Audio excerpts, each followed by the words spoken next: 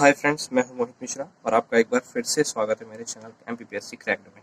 कल हमने संगम पीरियड के बारे में बात की थी। आज हम आगे बढ़ेंगे। नेक्स्ट टॉपिक है गुप्ता पीरियड। इसका टाइम पीरियड आप देख रहे हैं गुप्त काल का 319 एडी से 540 एडी। इसे गोल्डन एज या स्वर्ण युग भी कहा जाता है। मेनली इसके फाउंडर थे गुप्ता, उन्हें महाराजा नाम से संबोधित भी किया जाता था। फिर उनके बेटे घटोत्कच थे, वो भी फेमस रूलर नहीं थे। उनके बाद आए चंद्रगुप्त फर्स्ट। मैं वहीं से स्टार्ट करने वाला हूँ। चंद्रगुप्त फर्स्ट, उनका कार्यकाल रहा 319 से 334 एडी। उन्हें महाराजाधिराज के नाम से भी जाना जाता था। माना जाता है कि चंद्रगुप्त के काल से ही गुप्त युग की शुरुआत हुई, स्वर्ण युग की शुरुआत हुई। उन्होंने कुमार देवी से विवाह किया, जो कि लिच्छावी प्रदेश की राजकुमारी थी। वो गंगा के आसपास के इलाके में लिच्छावियों का साम्राज्य था, तो उसके कारण चंद्रगुप्त के साम्राज्य का फैलाव गंगा तक हो चुका था।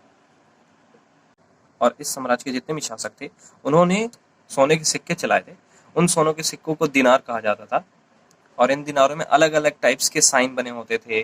किसी घोड़े के, हाथी के वेपन्स होते हैं, जैसे कुल्हाड़ी, तलवार, इस तरह की चीजों के साइन बने होते थे इन कॉइन्स में। आइए अब चंद्रगुप्त के बाद समुद्रगुप्त की बात करते हैं। उनका टाइम पीरियड था 335 से 380 एडी। 335 से 380 एडी तक उन्होंने राज किया, और ये चंद्रगुप्त के बाद राजा बने। और ये ही इस वंश के सबसे फेमस रूलर थे, सबसे महान शासक थे। और इनके बारे में हरिसेन, इनके जो कवि थे, उन्होंने इलाहाबाद में एक पिलर है बना हुआ है उस काल का, उसमें समुद्रगुप्त के बारे में बहुत सारी चीजें लिखी थी उन्होंने। वो इतने फेमस थे कि वी.ए. स्मिथ ने उन्हें इंडियन नेपोलियन भी कहा है। और इन्होंने भी अलग अलग टाइप के गोल्ड कॉइन्स इशू किए थे। उसमें गरुड़ बना होते थे, और धनुष लिया हुआ आदमी भी बना हुआ होता था उन कॉइन्स में, और कुल्हाड़ी और अश्वमेध। अश्वमेध का मतलब है घोड़ा। और व्याघ्रहनन, व्याघ्रहनन मतलब कि जो शेर का किलिंग स्टैचू होता है वो बना हुआ होता था। और वीणा वादन मतलब उसमें वीणा बनी हुई होती थी, design. Next point, he was Vaishnav. वो एक वैष्णव थे, विष्णु भगवान के अनुयायी थे, विष्णु भगवान की पूजा करते थे। और एक लेखक है वांग हुंसी, उनके अनुसार मेघवर्ण, जो श्रीलंका के राजा थे, उन्होंने इनसे इजाजत मांगी थी कि बोध गया में एक बुद्ध स्तूप बनवा सकें। समुद्रगुप्त के बाद नेक्स्ट रूलर थे विक्रमादित्य या चंद्रगुप्त सेकंड। विक्रमादित्य, इनको उपाधि मिली थी। और चंद्रगुप्त सेकंड कैसे राजा बने? समुद्रगुप्त का एक बेटा था रामगुप्त, वो बहुत ही कायर था। एक बार साक राजा ने उस पर हमला किया, और उसने अपनी रानी ध्रुव देवी को, जो साका वंश का रूलर था, उसके हवाले कर दिया।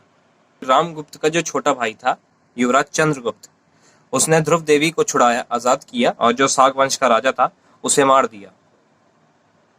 उसके बाद उसने रामगुप्त को ही मार दिया और राजा बन गया। उसके बाद उसने उसकी बीवी ध्रुव देवी से भी शादी कर ली। वो भी एक फेमस रूलर था। उसने अपने एम्पायर को, अपने साम्राज्य को बढ़ाने के लिए कुबेर नाग से शादी की, जो नागवंश की राजकुमारी थी, उससे शादी की, जिससे नागवंश के इलाके में भी उसका साम्राज्य फैल गया। और उसने अपनी बेटी प्रभावती की शादी वकातक राजकुमार से की। इस तरह चंद्रगुप्त सेकंड का भी साम्राज्य बड़ा हो गया था, प्रोविंस उसका भी बहुत बड़ा हो गया था। लेकिन ये मौर्यन एम्पायर में जितना बड़ा साम्राज्य था, उतना बड़ा साम्राज्य नहीं बना पाए थे। फिर भी इनका जो साम्राज्य था वो काफी बड़ा था। और क्योंकि इसने साक राजा को हराया था, इसलिए इसको सकारी भी कहते थे, और विक्रमादित्य भी कहा जाने लगा था। और चंद्रगुप्त ने अपने दरबार में नवरत्न रखे थे। जो नवरत्न थे वही उसके दरबार की शोभा थे। और उन नवरत्नों में कौन कौन था, मैंने यहाँ पे नाम सबके लिख रखे हैं। कालिदास, अमर सिंह, धनवंतरी, वराह मिहिर, वरारुचि, घातकर्ण, छप्रांक, वेलभट्ट और शंकु। और चंद्रगुप्त सेकंड के टाइम पर चीन से एक दर्शनार्थी आया था, उसका नाम था फाह्यान, और वो इसी राजा के काल में आया था। और उसने इस राजा के बारे में बहुत सारी चीजें बताई हैं अपनी किताब फोगुओजी में। चंद्रगुप्त सेकंड के टाइम के गोल्ड कॉइन्स में अश्वरोही टाइप डिजाइन होती थी, छत्रधारी डिजाइन होती थी, चक्र डिजाइन होती थी। अलग अलग तरह की डिजाइन्स अलग अलग रूलर्स अपने गोल्ड कॉइन्स में बनवाते थे। अब नेक्स्ट रूलर की बात करते हैं, कुमारगुप्त फर्स्ट। कुमारगुप्त फर्स्ट का टाइम पीरियड आप देख रहे हैं 415 से 455 एडी। वो चंद्रगुप्त सेकंड का बेटा था और वो कार्तिकेय की पूजा करता था। भगवान कार्तिकेय शिव के बेटे जो हैं उनकी पूजा करता था। वो ज्यादा महान रूलर नहीं था, लेकिन उसका नाम इसलिए ज्यादा प्रसिद्ध है क्योंकि उसने नालंदा विश्वविद्यालय की स्थापना की थी।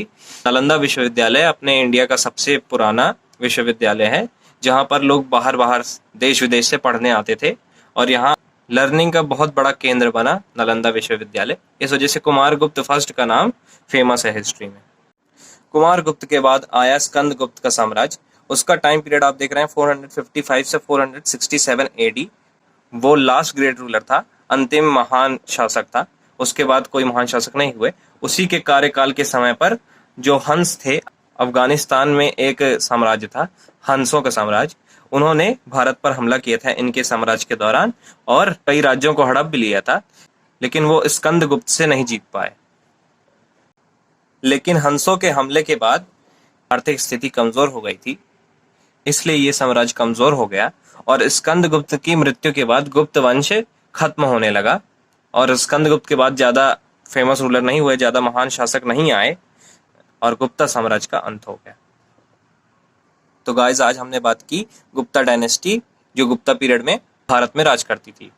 अब हम कल बात करेंगे उसके administration, social, economic, culture, religious, जितनी भी एस्पेक्ट्स हैं उनके बारे में बात करेंगे। सो आज के लिए बस इतना ही। जुड़े रहिए पीपीएससी क्रैक से।